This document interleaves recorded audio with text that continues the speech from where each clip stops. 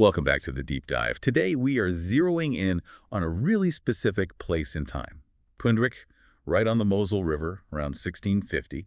This is just after the 30 Years' War, has completely ravaged the area. Yeah, and on the surface, what you'd see is, well, a community just trying to survive. Famine, cold, disease. Just getting through the winter was a huge deal. Sounds incredibly tough. Daily life must have been a constant struggle for almost everyone. For most people, yes. But that's exactly what makes this deep dive so interesting. We're peeling back that layer of common hardship. How are we doing that? What sources let us see past the struggle? We're using something quite cold, quite objective. The tax lists from 1654 and 1685. These numbers, they don't just show who owned what plot of land. Okay. They reveal the warm capital, you could say. The actual, sometimes staggering fortunes that a very small group of families already controlled. They were setting themselves up for the next century, even then. Right, so using these cold numbers to find the warm capital, I like that. It really gets at the hidden story. Exactly. And our mission today is really to understand that huge gap between the daily grind and these hidden fortunes. And to really set the scene for that tension, you suggested we jump forward a bit to around 1780. Yeah, let's picture this. You're a child in Pünderich then. The electorate says you have to go to school. But where do you go? Not a nice dedicated schoolhouse, I'm guessing? Not even close. You're probably crammed into the Gemeindestube, the community hall. And the sources describe it very vividly. Too large and unheated. Too large and unheated. That immediately paints a picture, doesn't it? Cold, drafty, miserable. Miserable is the word. But it wasn't just the cold. Think about what a community hall is used for. Everything, right? Meetings, celebrations. Exactly. So imagine trying to teach or learn the alphabet while villagers are literally setting up tables for a public dance right next to you. Wow. Okay, so education was clearly not the priority. It sounds completely chaotic. It highlights just how precarious education was, even in a place that was fundamentally quite wealthy from wine. It was an afterthought. That contrast is stark. So that really sets up what we're digging into today. What are the main threads we're pulling from these records? We've got three main pillars, really. First, we need to expose that sheer financial inequality. Who had the money? We're talking about the Clasmann family's incredible wealth and also the solid, secure capital of families like the Morsch. Okay, pillar one, the money. Who had it, how much, and what it meant. Pillar two, how power itself became almost hereditary. We're tracing how certain families, like the Simonis and the Holton clans, basically locked down all the important administrative and church jobs. It wasn't just about money, it was about controlling the institutions. Power and positions becoming an herb mass, an inheritable estate. Got it. And the third pillar. The third pillar brings us back to that cold classroom. It's the tragic failure of those early attempts at compulsory education. The law said kids had to go, but nobody wanted to actually fund it properly or support the poor schoolmaster, the Ludimagister. So, a story of contrasts. Huge wealth being built up, power being cemented by few families, while basic education for the community just flounders. Precisely. Vast fortunes on one side, shivering children on the other. That's the Pünderich we're exploring today. Okay, let's dive into that first pillar. Yeah. The money. Pünderich, 1654. The war is over, but things are still incredibly fragile. How did wealth look right then? Was it spread out at all? Not really, no. It was the opposite. Hyper-concentrated. The 1654 tax list is like an x-ray of the village's finances. It shows the hierarchy immediately. And who's sitting right at the very top? One name stands out dramatically, Johann Clasmann. The documents list his wealth at, get this, 3137 thaler. 3137 thaler. Okay, help us understand that number. In today's terms, it's meaningless, but back then. Well, think about it like this. A simple laborer, maybe a small vineyard worker, might earn, I don't know, maybe 5, perhaps 10 thaler in a whole year if they were lucky. Right, and a decent house. A solid middle-class family home might be valued at a few hundred thaler, maybe 200, 300. So 3137 thaler. It's not just rich. That's astronomical. It's almost unimaginable wealth for one person in a village setting like this, especially after decades of war. It represents absolute financial dominance. What could someone do with that kind of money back then? Everything. It wasn't just tied up in land. This was capital, liquid, and fixed. It meant Clasmann was essentially immune to the risks everyone else faced. A bad harvest, floods, even sickness to some extent. He could lend money, buy up debt. Ah, so he could essentially become the town's banker, holding influence over dozens of families. Exactly. That kind of capital fundamentally warps social relationships. It creates dependence. And I bet that money wasn't just sitting in a vault. He translated it into power, right? Immediately. The sources are very clear on this. He wasn't just the richest guy. He held key positions. He was a shuffa, Which means? a lay judge. So he had real legal and administrative clout right there in Pünderich.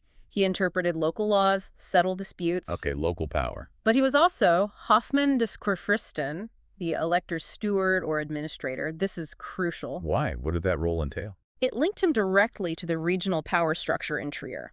He was the elector's man on the ground, dealing with taxes, resources flowing into the village. It put him right at the nexus of money and political authority.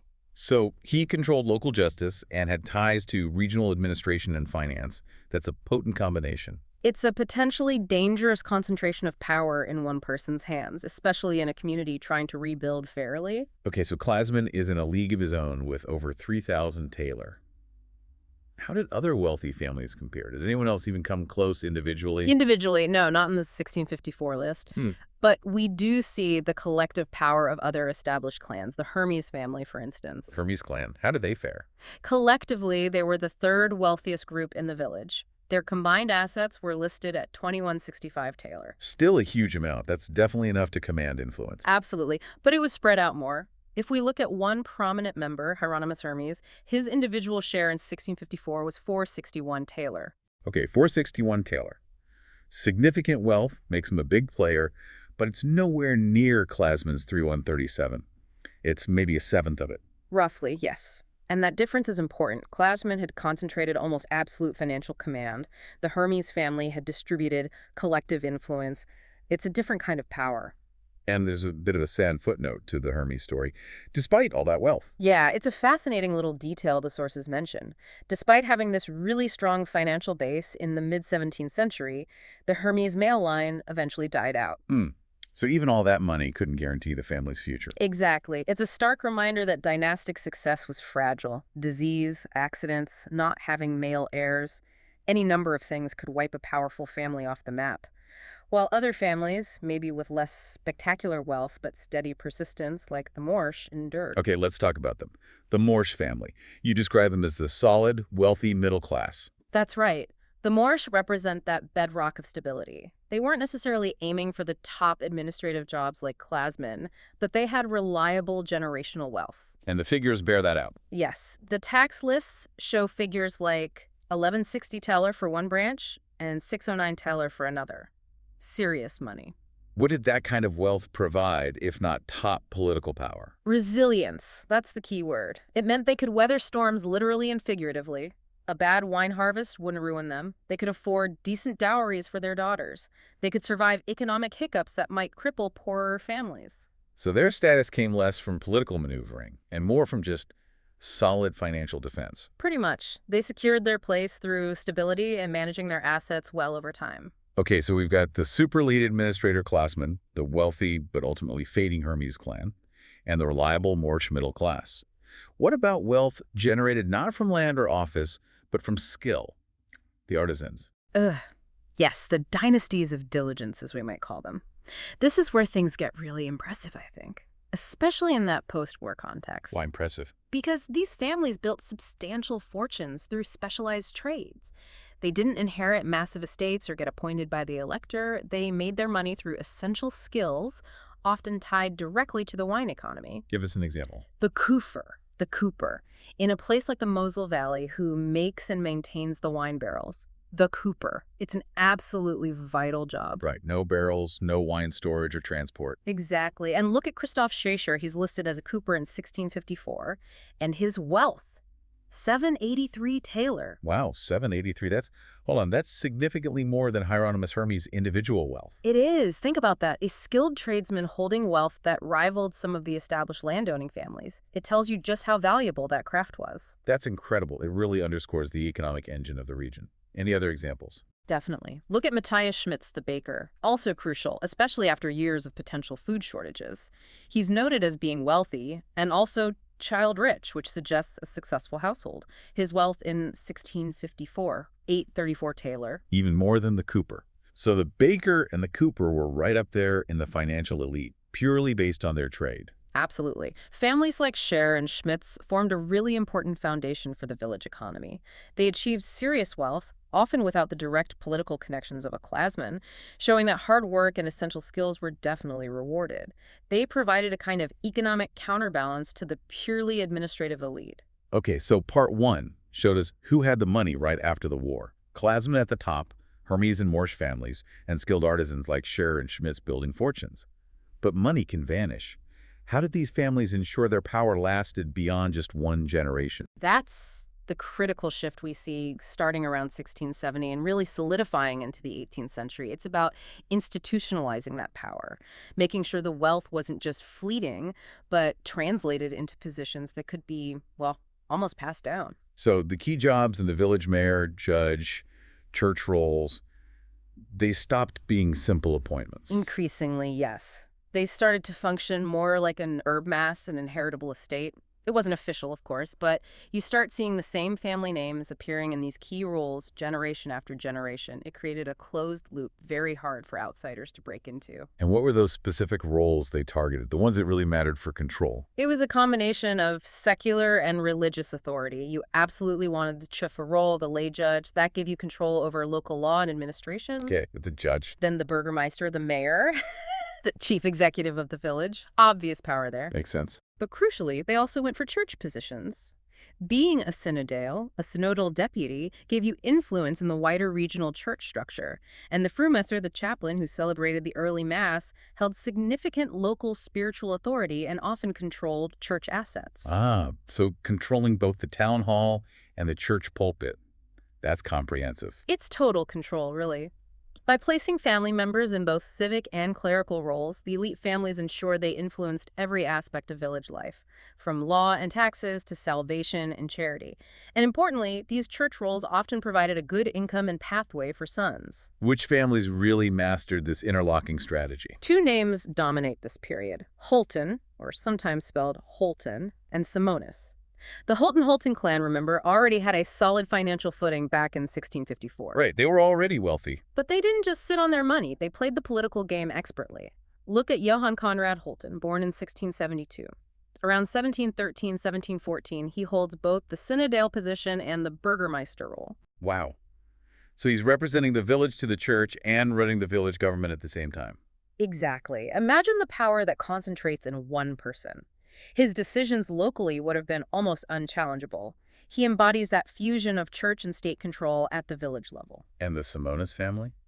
Did they follow a similar path? Very similar, but perhaps with an even stronger emphasis on the clerical side, which was a classic route to long-term influence and income. How so?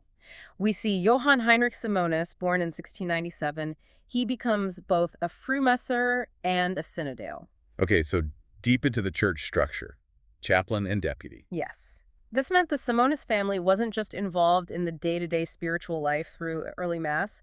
They were also shaping Pünderich's relationship with the broader church hierarchy. They were ensuring the family name was known and respected in both local and regional religious circles. It sounds like a very deliberate strategy to ensure the family was embedded everywhere that mattered. Absolutely. And it wasn't just those two families, though they were dominant. We see other names confirming this pattern. A Balthasar Severus is documented as a burgermeister, and the name Peter Severus appears around 1720. So the Severus family was clearly becoming part of this ruling elite too, integrating into that network. This wasn't accidental then. It feels like planned, generational consolidation of power. Which brings us to education, but not the kind we were talking about earlier. Exactly. While the village school system was, as we'll see, struggling terribly, the elite had a completely different track for their own sons. Higher education. The pathway for the privileged. Precisely. This wasn't about basic literacy for the masses. This was about strategically placing their next generation into positions of power. And the records from the University of Trier show this quite clearly. They kept promotion lists of graduates. But we find familiar names there. We do. Hubert Roos was promoted way back in 1642, showing this path existed early on. But significantly for our period, Nicholas Simonis appears on the list in 1670. Simonis, getting a university education in 1670. That's right when this consolidation of power is really getting started. It's perfect timing, isn't it? It shows the Simonis family wasn't just relying on local influence. They were actively investing in formal, higher education, likely law or theology, specifically to qualify their sons for the lucrative and powerful administrative or clerical jobs within the Prince Electorate of Trier. So education for them wasn't about enlightenment, it was a tool. A calculated investment in maintaining the family's grip on power. That's exactly how it appears. A deliberate strategy to ensure the Simonis name remains synonymous with leadership, both locally in Pünderich and within the wider regional structure. It's a world away from the struggles of the village schoolmaster. Right, let's pivot back to that other world, the world of the local school. The contrast is just so jarring. You have the Simonis sons heading off to university in Trier, preparing for powerful careers. While back home in Pünderich, the children who were supposed to be getting a basic education were facing, well, completely different circumstances. Let's really unpack the plight of the Ludimagister, the local schoolmaster. What was their life actually like? It was incredibly difficult. Their status in the community was very low. This wasn't seen as a prestigious profession. It was often a last resort or something you did alongside another job. So they needed side gigs just to make ends meet? Almost always. The sources mention the need for nebenberuf, supplemental employment. The pay for teaching alone simply wasn't enough to live on. It speaks volumes about how little the community, or at least the people controlling the purse strings, valued this role. And wasn't there an obligation for them to teach the poorest kids for free? Yes, that was often part of the deal. They had to teach the poor gratis, which the records describe as teaching Gotteslohn, literally, for God's pay. For God's pay. That sounds noble, but in reality it means they weren't being compensated for a significant part of their work. Exactly. It frames teaching the poor not as a professional duty, but as charity work, further lowering the status of the job. And getting even their meager official wages could be humiliating. So. We have records, for instance, mentioning a schoolmaster named Johann Arns around 1680. He apparently had to go house to house to collect his salary. Knocking on doors to get paid. Like a debt collector or worse.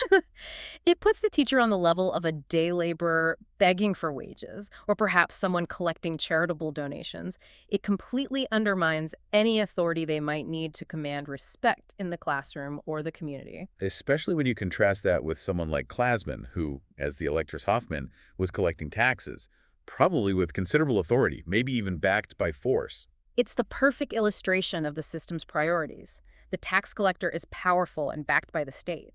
The educator is weak, underpaid, and reliant on individual goodwill. It's no wonder the sources call the whole situation a Schultragödie, a school tragedy. A school tragedy. And this wasn't just a brief period of difficulty. No, this seems to have been the norm for a very long time, persisting right up until around 1780, maybe even later. So what did this tragedy look like in practical terms? Where were the kids actually being taught day to day? For decades, it was makeshift. Before about 1716, the sources suggest teaching probably happened either in the teacher's own rented room or perhaps rotated between the houses of the villagers. Wow. Imagine having the village school convene in your kitchen 1 week. Highly disruptive, I imagine. Eventually, they did secure a more permanent space, a room under the church, apparently next to the fire station. But it wasn't a dedicated schoolhouse. Right. This is the Gemeindestube, the community hall we mentioned earlier. Exactly. And that space was the core of the problem. Firstly, it was described as too large and unheated. Freezing in winter, I assume. Not exactly conducive to concentration. Impossible conditions for learning, especially for young children. But the cold was only part of it. The bigger issue might have been the constant disruption. Because it was used for everything else? Everything. Community meetings, official business, markets, and yes, those infamous public dances. The sources explicitly mention classes being interrupted by preparations for dances. I just can't get over that image. 30 cold kids trying to focus while the fiddler starts tuning up in the corner. It paints a picture of complete chaos, doesn't it? How could any meaningful, consistent education happen in that environment? It makes the schoolmaster's job seem less like teaching and more like crowd control in a freezing, multi-purpose room. And all this is happening despite laws coming down from the electorate saying kids need to be in school. Yes, that's what makes the failure so stark. The Kruferschliche Schulverordnung, the elector's school ordinance of 1747, was quite progressive for its time. It actually mandated school attendance for children starting at age 5. So legally, every 5-year-old had to show up. They had a legal obligation to attend school. The central government in Trier was trying to impose a standard of basic education. But the local reality completely undercut the law. Precisely. It's a classic case of top-down mandate meeting bottom-up indifference, especially from the local elite who controlled the money. They had their own sons sorted with Trier University. Why spend precious funds building a proper schoolhouse or adequately paying a teacher for the rest of the village kids? So the law existed, but the infrastructure and the will to implement it properly were just missing. Completely missing. The mandate was there, but the means were not provided locally. The elite prioritized their private educational pathways over fulfilling the public duty mandated by their own ruler. And this had a real human cost, not just for the children, but for the teachers trying to make this broken system work. You mentioned a specific teacher's story. Yes, the career of Andreas Hall really brings this to life. He was a teacher between 1733 and 1744. The sources describe his life as a wanderbiographie des manchots, a wandering biography of lack. A biography of lack. That's a powerful phrase. What did it mean for him? It means he was constantly moving. He taught in Ernst, then Senheim, then Pünderich, never settling in one place for long. These weren't promotions. He was likely patching together temporary jobs, maybe combining teaching with other work, like being a church sacristan, just to scrape by. So he was an itinerant teacher, always searching for the next precarious position. Exactly.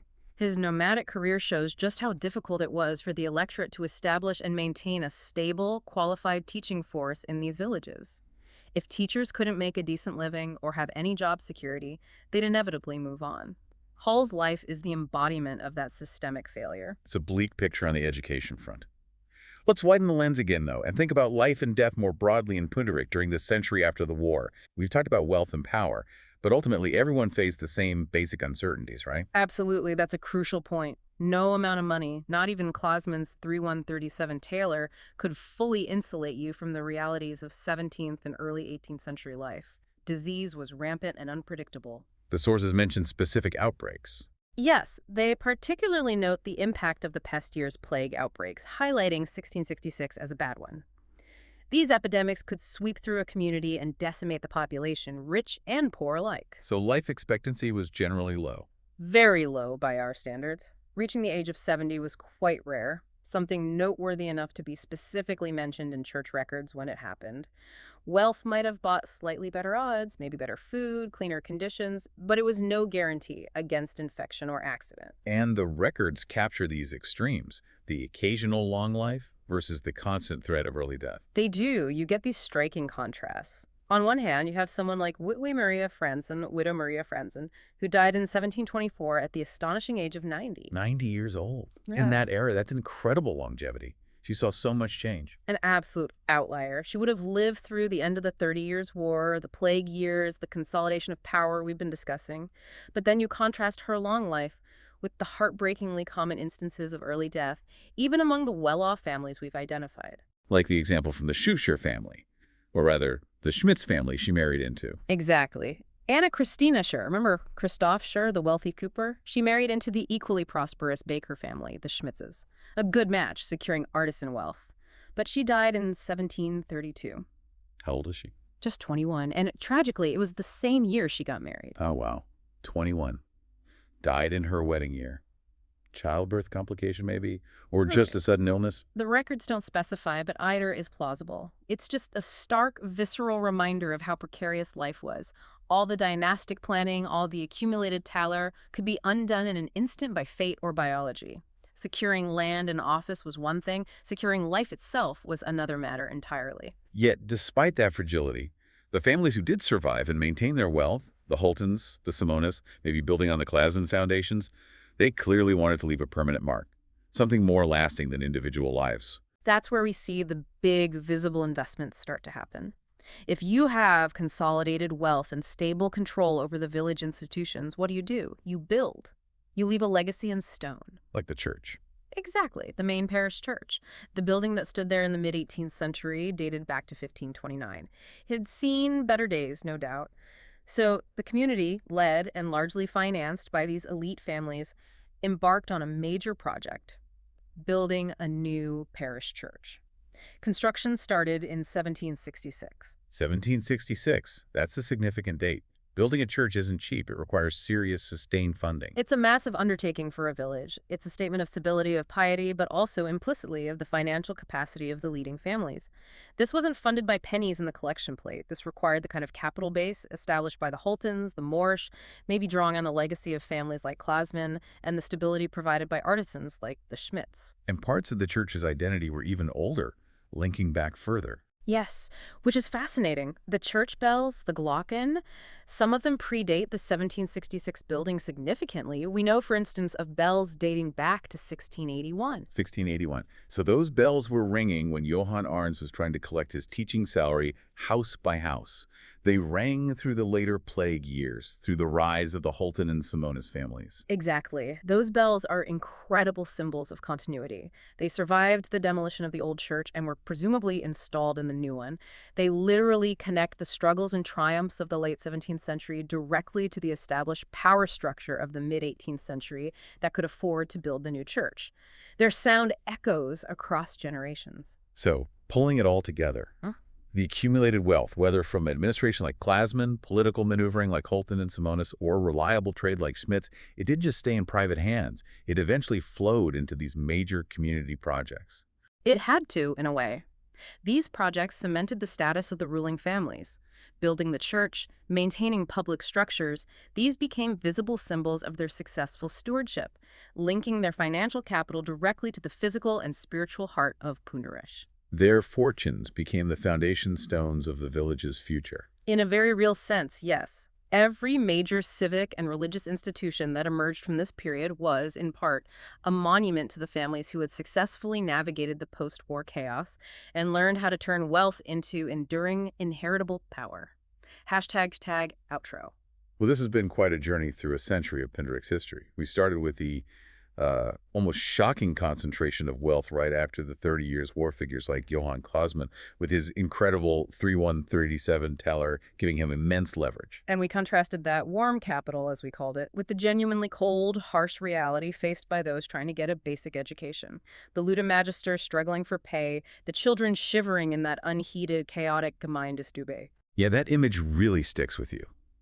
What the documents seem to show us then is a clear pattern, almost a blueprint for how dynastic power gets built. It really is. You see wealth consolidating, then being carefully translated into control over key positions, judge, mayor, church roles, creating an inheritable system dominated by families like the Simonis and Holton. They shaped Pünderich for generations. All while this official push for education, the elector's mandate, just kind of foundered locally because the will and the funding weren't there from the people in charge. A classic example of elite priorities diverging from broader community needs, or at least from the directives coming from above. Let's end then with that powerful sound we talked about, the sound of that legacy being cast in metal. Imagine hearing that 1681 church bell. Let's just picture its sound ringing out over the vineyards, over the village. A sound that connects back to the time when Clasmann's wealth was peaking, and looking forward to 1766, when the construction cranes, so to speak, would have been going up for the new church, funded by the successors to that wealth. It's the sound of achieved stability, of dynastic success made audible. It is. But connecting back to our other theme, I want to leave you, our listeners, with a final thought, maybe a slightly provocative one. Go for it. The elite, the Simonis, the Holtons, they consciously used education university promotions in Trier as a specific tool to secure and maintain their power in administration and the clergy. It was an investment for their own lineage. Right. Meanwhile, the burden of trying to educate the rest of the community fell on the shoulders of the underpaid, constantly moving Ludimagister like Andreas Hall and the poor kids stuck in that freezing hall. So the question becomes, who really benefited more from the concept of education in Pünderich during the century? Was it the broad community, legally required to attend school but given almost no functional system? Or was it the elite, who selectively used higher education to lock down their own power structures? That fundamental disparity, that gap between the privileged few using education strategically and the neglected many failed by the system, that foundation built on such inequality proved incredibly durable and resistant to change for a very long time. That's a really powerful question to ponder. The two faces of education in one small village. Thank you for guiding us through that complex history. My pleasure. It's a fascinating microcosm. And thank you all for joining us for this deep dive. Yeah. We'll see you next time.